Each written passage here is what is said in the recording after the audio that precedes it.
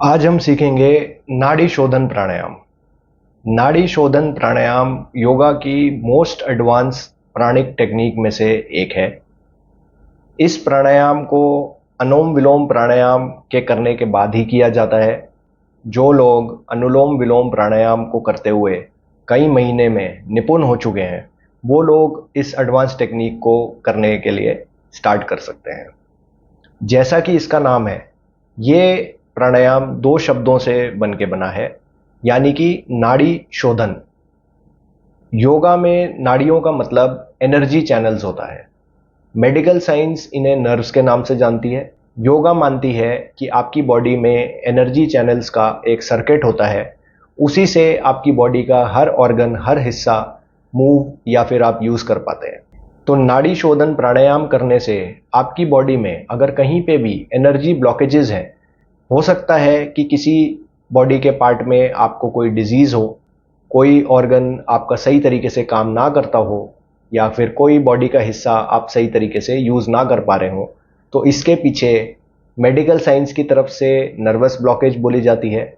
वहीं योगा इसको energy blockage के सेंस में मानती है। तो जो लोग नाड़ी शोधन प्राणायाम की प्रैक्टिस करते हैं, इस एडवांस टेक्निक के करने से आपकी बॉडी में किसी भी तरीके की एनर्जी ब्लॉकेज नहीं रह सकती, एंड आपकी बॉडी से एनर्जी ब्लॉकेजेस रिमूव होने की वजह से आपकी बॉडी में डिजीज नहीं रह सकता।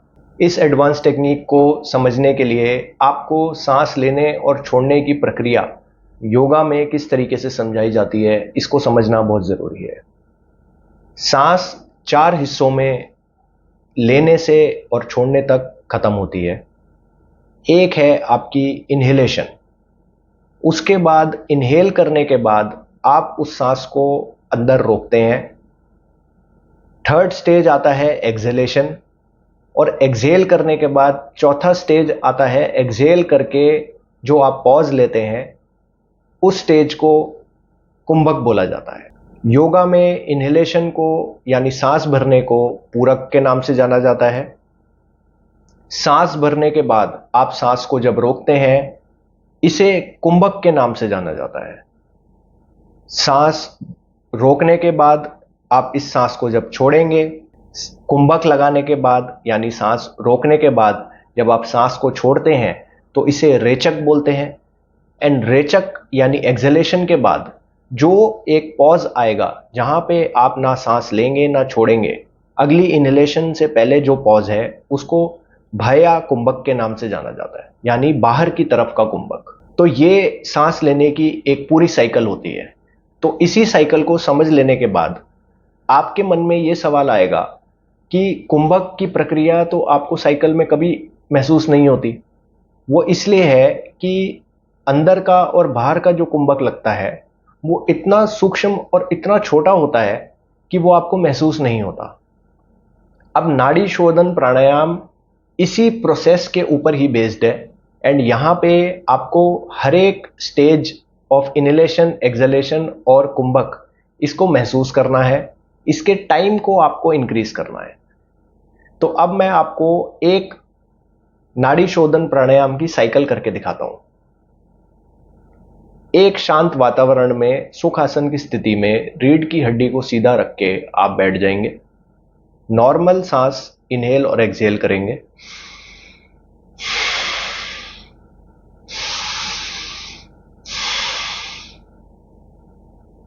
अब मैं सांस भरूंगा, यानी कि पूरक।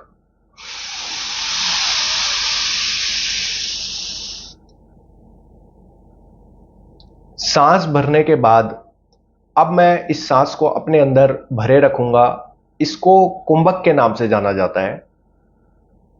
आप अपनी सांस को अंदर ही होल्ड करेंगे। अब आप रेचक यानी एक्सहेलेशन करेंगे।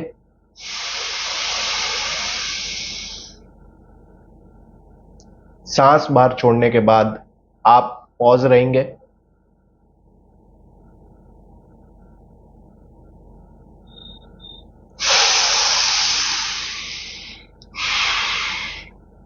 तो ये नाड़ी शोधन प्राणायाम की एक कंप्लीट साइकिल है। अब आप देखिए, मैं इस साइकिल को 4 स्टेजेस में किस तरीके से करता हूं। आपको क्या ध्यान देना है कि अगर आपकी एक साइकिल 40 सेकंड्स की है तो आप 10 10 10 और 10 सेकंड के गैप में इन चारों स्टेजेस को करेंगे। यानी अपनी इनहेलेशन को 10 सेकंड में करेंगे, इनहेल करते हुए आप 10 सेकंड लगाएंगे, इनहेल करने के बाद 10 सेकंड के लिए अपनी सांस को अंदर रोकेंगे, एक्सहेल करने के लिए आप फिर 10 सेकंड लगाएंगे एंड एक्सहेल करने के बाद आप 10 सेकंड का गैप लेंगे। तो देखिए ये किस तरीके से किया जाएगा।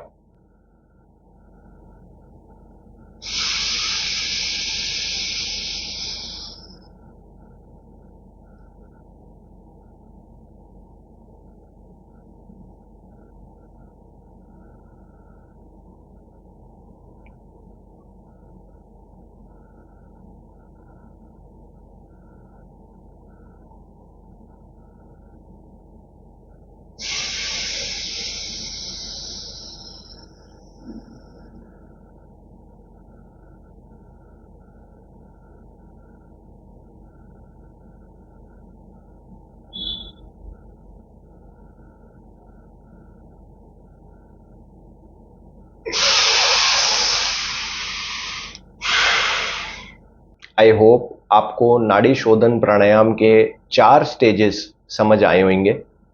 अब नाड़ी शोधन प्राणायाम की प्रैक्टिस किस तरीके से की जाती है वो आप समझेंगे।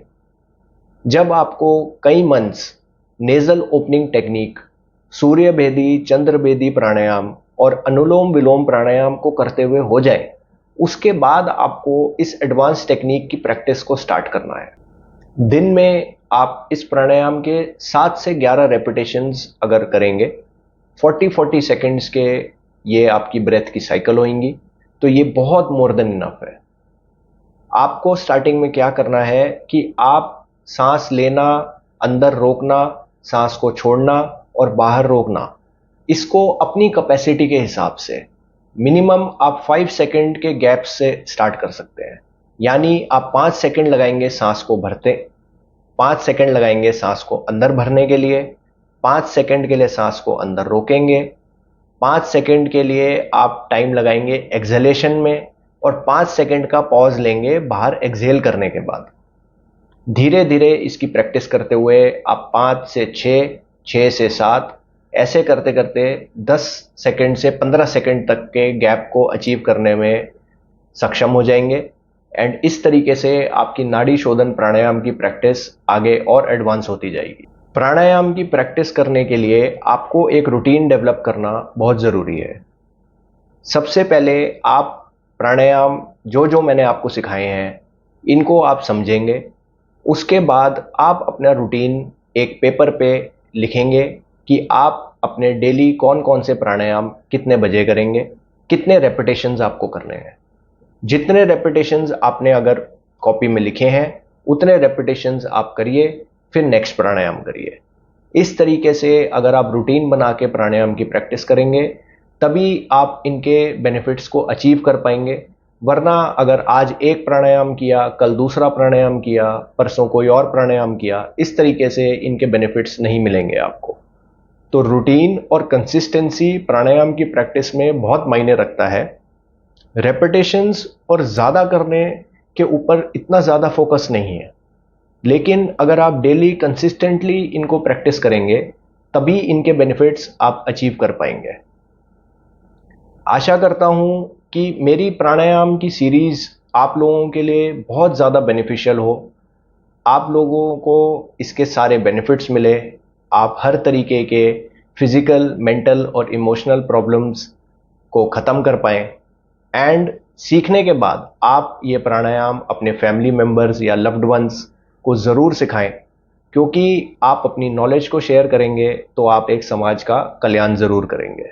किसी भी तरीके के आपको डाउट्स होते हैं तो आप इस एप्लीकेशन के थ्रू मेरे को कांटेक्ट कर सकते हैं। मेरी तरफ से आप सभी को all the best. Thank you.